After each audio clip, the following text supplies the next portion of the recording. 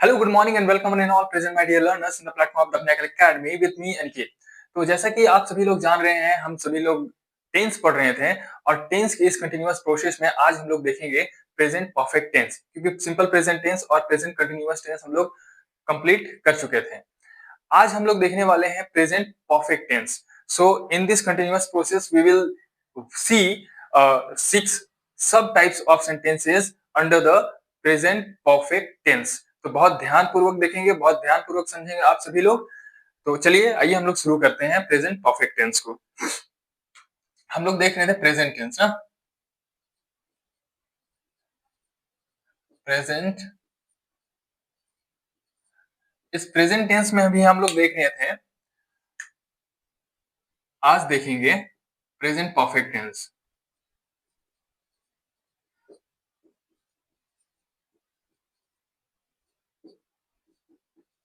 Present perfect tense,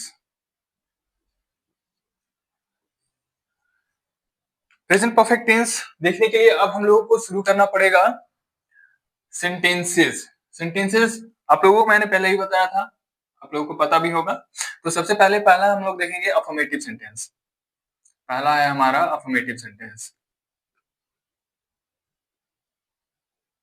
affirmative sentence. और दूसरा आ जाता है हमारा नेगेटिव सेंटेंस।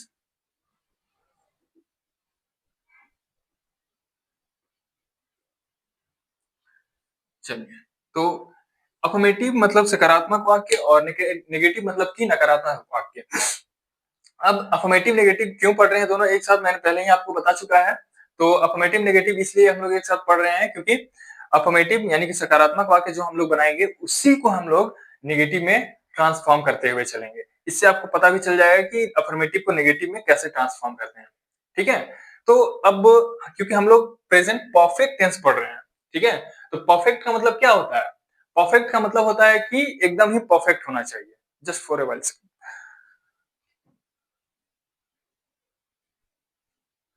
तो परफेक्ट का मतलब होता है कि एकदम ही परफेक्ट होना चाहिए। परफेक्ट यानी कि जो काम हो चुका है, चुका है आएगा यहाँ पे। ठीक है, इस चीज को ध्यान में रखेंगे। तो चुका है, चुकी है, ये सब आएगा तो हम जान जाएंगे सेंटेंस में कि वो सेंटेंस जो है वो परफेक्ट टेंस का वाक्य है। ठीक है, मैं अभी आपको हिंदी में तो नहीं बताऊंगा, लेकिन इंग्लिश में आप लोगों को एकदम माइंड में बैठा दूंगा किस तरीके से आपको सेंटेंस बनाना है।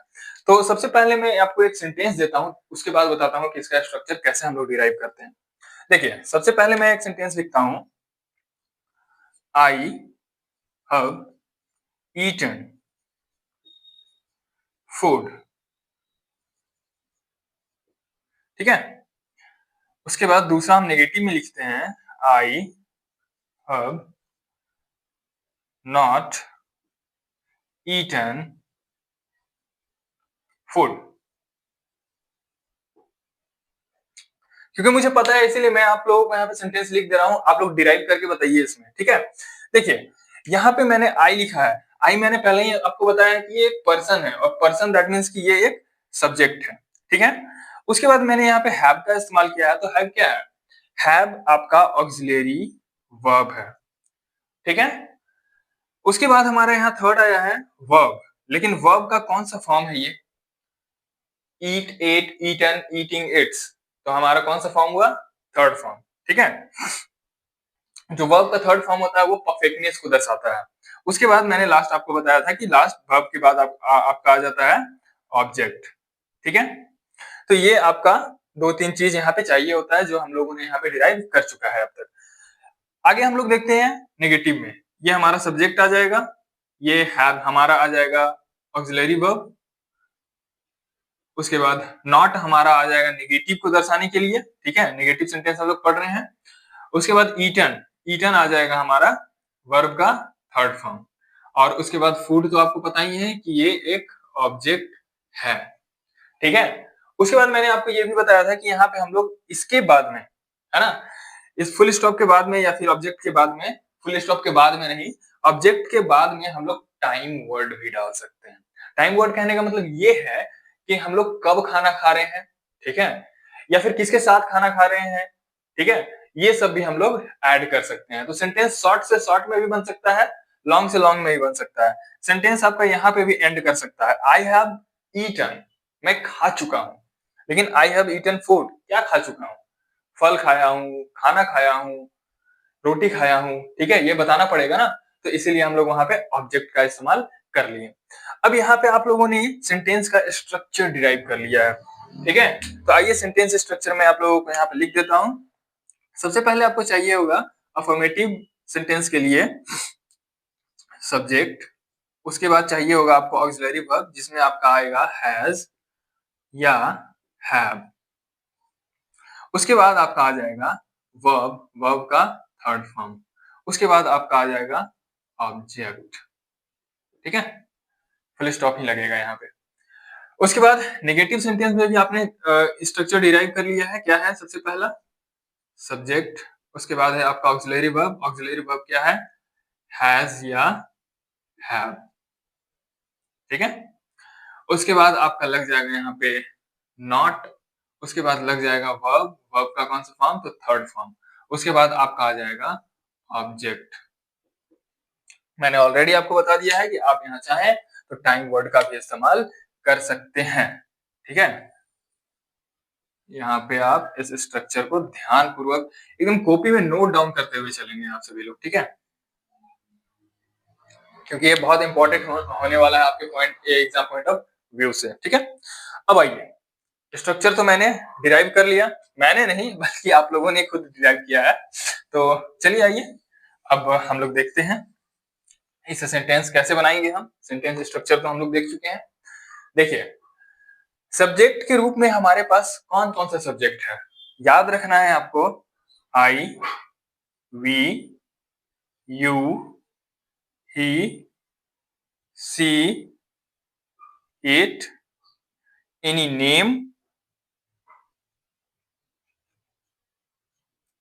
ठीक है।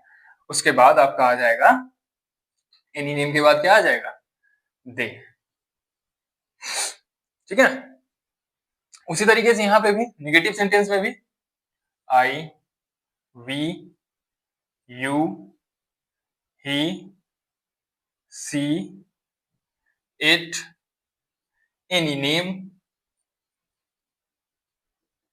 उसके बाद आपका आ जाएगा दे। किसी का भी नाम आप इस्तेमाल कर सकते हैं, ठीक है, नेम यानी कि नाउन, नाउन इस्तेमाल कर सकते हैं, ठीक है। लेकिन प्रॉपर नाउन हो तो प्रॉपर नाउन में इंसानी नाम हो तो ज्यादा बेहतर होगा, ठीक है। चलिए अब हम लोग आते हैं सेंटेंस स्ट्रक्चर के ऊपर कि सेंटेंस किस तरीके से बनाना है। तो यहाँ पे हम लोगों को अब आई के साथ कौन सा हम यहाँ पे ऑक्सिलरी वर्ब का इस्तेमाल करेंगे। देखिए फिर से यहाँ पे आपका एक क्राइटेरिया आता है, दैट इज कौन सा वर्ब हम लोग इस्तेमाल करेंगे, ठीक है। दोनों में आपको वर्ब का थर्ड फॉर्म इस्तेमाल करना है, ठीक है, जो परफेक्टनेस को दर्शाता है।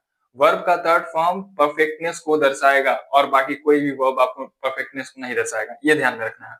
उसके बाद यहाँ आपको आई के साथ में हैव का इस्तेमाल करना है, वी के साथ में आपको हैव का इस्तेमाल करना है, यू के साथ में आपको हैव का इस्तेमाल करना है, सिंगुलर हो चाहे प्लूरल हो उससे कोई फर्क नहीं पड़ता है। ही के साथ में आपको हैज, सी के साथ में हैज, इट के साथ में हैज और नेम के साथ में आपको हैज, ठीक है। उसके बाद दे के साथ में आपको हैव का इस्तेमाल करना है, ठीक है। उसी तरीके से अब आगे हम लोग इसको कंडक्ट करते हैं, वर्ब का कोई भी फॉर्म लगाते हैं हम, ठीक है। कोई भी फॉर्म कहने का मतलब है कि कोई सा भी वर्ब लगाते हैं थर्ड फॉर्म में, ठीक है। जैसे I have eaten, EATEN, eaten, मैं खा चुका हूं, ठीक है। क्या खा चुका हूं? फूड, मैं खाना खा चुका हूं। We have gone to market, हम लोग बाजार जा चुके हैं, ठीक है। You have watched, WATCHED, watched, तुम देख चुके हो। You have watched that movie, ठीक है, दैट मूवी, तुम वह मूवी देख चुके हो, ठीक है। he has drunk milk at night. He has drunk milk at night. Drink, drank, drunk. Drink का थर्ड फॉर्म होता है drunk. ठीक है, सॉरी, हाँ, drunk. Drunk milk at night. वह रात में दूध पी चुका है. She has played cricket. No doubt आज लड़कियां भी क्रिकेट खेल रही हैं, बहुत आगे तक भारत को लेके जा चुकी हैं और अभी हाल ही में वर्ल्ड कप भी जीता है उन्होंने. It has cut. अब इट का मैंने आपको उपयोग बताया था. इट आपको कोई भी निर्जीव वस्तु या फिर किसी जानवर के लिए इस्तेमाल किया जाता है. ठीक है, तो इट हैज कट, वह काट चुका है.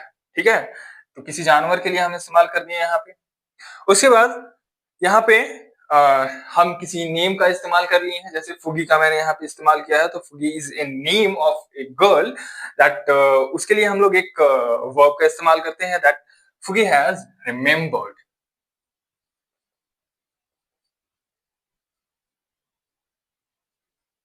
Remembered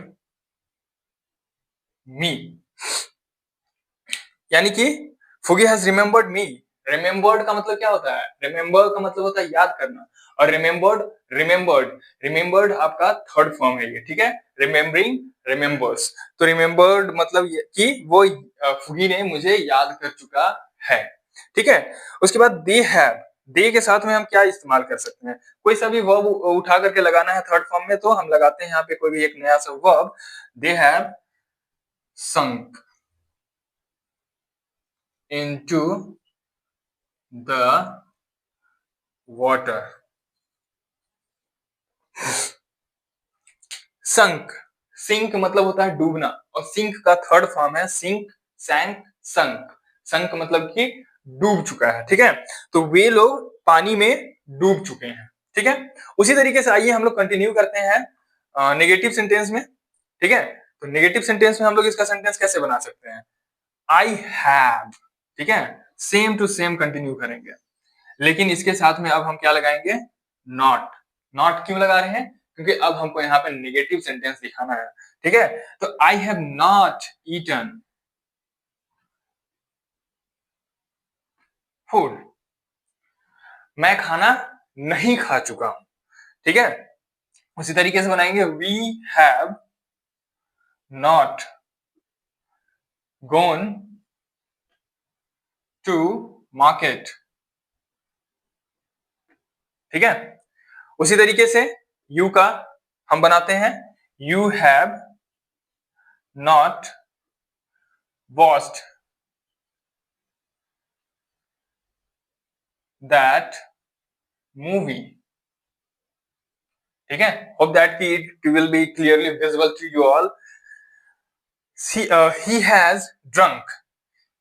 He has not drunk liquor. Liquor मतलब क्या होता है? शराब. जब वो दूध पी रहा है तो शराब क्यों पिएगा?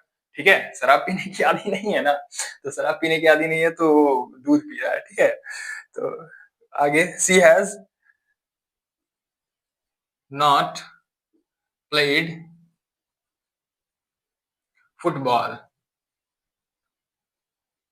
फुटबॉल का जिक्र मैंने यहाँ पे इसलिए किया है क्योंकि क्रिकेट में हम लोग देख रहे हैं लड़कियां बहुत आगे बढ़ रही है. ठीक है, लेकिन फुटबॉल में हमारे देश का अभी तक कोई भी कीर्तिमान स्थापित नहीं हुआ है. ठीक है, तो इसलिए मैंने लिखा, और वैसा कुछ भी नहीं है.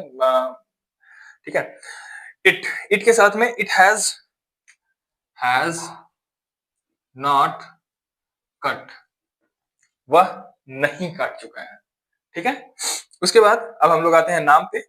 तो नाम पे यहाँ पे हम लोग थोड़ा सा चेंज करते हैं. ठीक है, क्या चेंज करते हैं?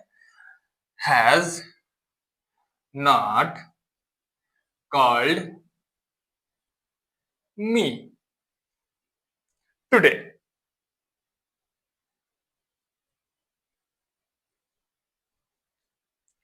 फुगे has not called me today, यानी कि कॉल कॉल्ड जो है कॉल का थर्ड फॉर्म है, ठीक है। Call, called, called, calling, calls. जैसे हम लोग बोलते हैं ना कि कॉल लगा रहे हैं, ठीक है, तो वही कॉल लगाने वाला है। मैंने यहाँ पे लिखा है कि Fugi has not called me today, यानी कि फुगी ने आज मुझे कॉल नहीं किया, ठीक है। उसके बाद आते हैं दे में, ठीक है, तो दे हैव नॉट, ठीक है, दे हैव नॉट। चलिए ये सही है, सिंक का संक ही बनाते हैं हम लोग, संक, SUNK, sunk into the river. So hope that it was very clear and very easy in this format, ठीक है। आप लोगों को पूरा ये समझ में आ गया होगा, एक बार देख लीजिए आप लोग गौर से, गौर फरमाइए जरा यहाँ पे।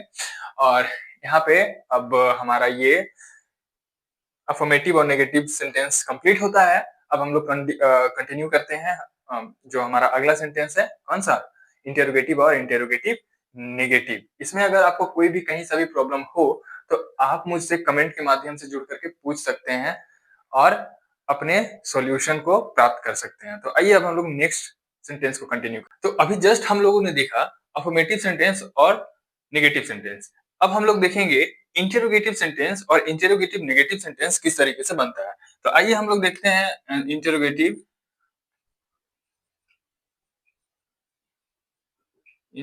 सेंटेंस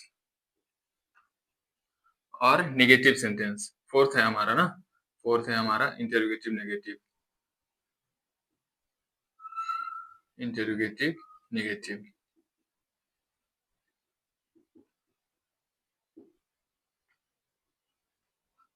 इंटेरोगेटिव नेगेटिव सेंटेंस, ये हमारा थर्ड इंटेरोगेटिव, और फोर्थ है हमारा इंटेरोगेटिव नेगेटिव। अब देखिए इसमें हम सेंटेंस जो है वो किस तरीके से बनाते हैं, तो वो थोड़ा सा इसमें इजी है, ठीक है। हैज और हैव का इस्तेमाल हम करेंगे, आपको पता है हैज और हैव को पहले हम लोग इस्तेमाल में लाएंगे, ठीक है। तो मैं एक सेंटेंस आपको दे रहा हूं,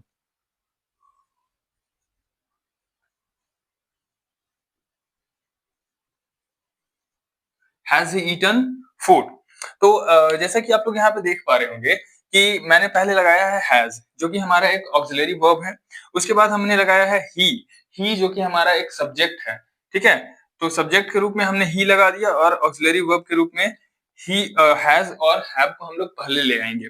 अब उसके बाद क्या करते हैं, हम लोग परफेक्ट टेंस पढ़ रहे हैं, तो परफेक्ट टेंस में हम वर्ब का थर्ड फॉर्म इस्तेमाल करते हैं। उसके बाद हमारा आ जाता है object, object that is food है हमारा ऑब्जेक्ट। इसके बाद हमने आपको बताया कि टाइम वर्ड भी हम इस्तेमाल कर सकते हैं। इसी सेंटेंस को अगर हम लोग इंटरोगेटिव नेगेटिव में ट्रांसफॉर्म करते हैं तो ये हो जाता है has he, sorry has not होगा यहाँ पे, ठीक है। ये हो जाएगा आपका has not he eaten food, ठीक है, has not he eaten food. अब यहाँ पे आप देख रहे होंगे कि जस्ट सेंटेंस सेम है, बस यहाँ पे हमने नॉट लगाया है। तो नॉट किस चीज को दर्शाने के लिए लगाया है, निगेशन को, ठीक है, निगेटिव को दर्शाने के लिए हमने नॉट लगाया है। तो यहाँ पे आप लोग समझ गए होंगे कि इसका सेंटेंस स्ट्रक्चर अब किस तरीके से बनेगा। तो देखिए यहाँ पे सबसे पहले आएगा आपका हैज या हैव, ठीक है, हैज या हैव। उसके बाद आपका आएगा यहाँ पे सब्जेक्ट, सब्जेक्ट के बाद हमारा आएगा वर्ब, वर्ब का थर्ड फॉर्म आएगा क्योंकि परफेक्ट टेंस है। उसके बाद हमारा आ जाएगा ऑब्जेक्ट, ठीक है। ये हमारा प्रॉपर एक सेंटेंस स्ट्रक्चर हो गया, interrogative sentence perfect tense, simple present perfect tense का। उसके बाद हमारा आ जाता है इंटरोगेटिव नेगेटिव का सेंटेंस स्ट्रक्चर, तो इसमें आ जाएगा हैज, हैव प्लस नॉट, ठीक है। हैज और हैव के साथ में हम यहाँ पे नॉट लगाएंगे और नॉट के बाद हम यहाँ पे सब्जेक्ट का इस्तेमाल करेंगे। सब्जेक्ट के जस्ट बाद हमारा आएगा वर्ब, वर्ब का थर्ड फॉर्म, और उसके बाद हमारा आ जाएगा ऑब्जेक्ट, ठीक है। तो ये है हमारा सेंटेंस स्ट्रक्चर इंटरोगेटिव और इंटरोगेटिव नेगेटिव का। अब मैं इस सेंटेंस को मिटा देता हूं और चलिए कुछ एक दो सेंटेंस हम लोग बनाते हैं, मतलब कि मैं बनाऊंगा एक दो सेंटेंस और बाकी के सेंटेंसेस आप खुद बना करके दिखाएंगे यहाँ पे, ठीक है। तो एक सेंटेंस मैं यहाँ पे बनाता हूँ हैज से, और एक सेंटेंस बनाता हूँ हैव से, ठीक है। यहाँ पे सब्जेक्ट सिलेक्ट करना है, तो चलिए जो हमने पिछले बार सेंटेंस बनाया था उसी में से कुछ सब्जेक्ट को सिलेक्ट कर लेते हैं। जैसे हैज जो है वो नाम के लिए इस्तेमाल होता है, नाउन के लिए इस्तेमाल होता है, और ही सी इट के लिए इस्तेमाल होता है। तो यहाँ पे हमने नाम लिया था एक फुगी, फुगी, ठीक है, हैज फुगी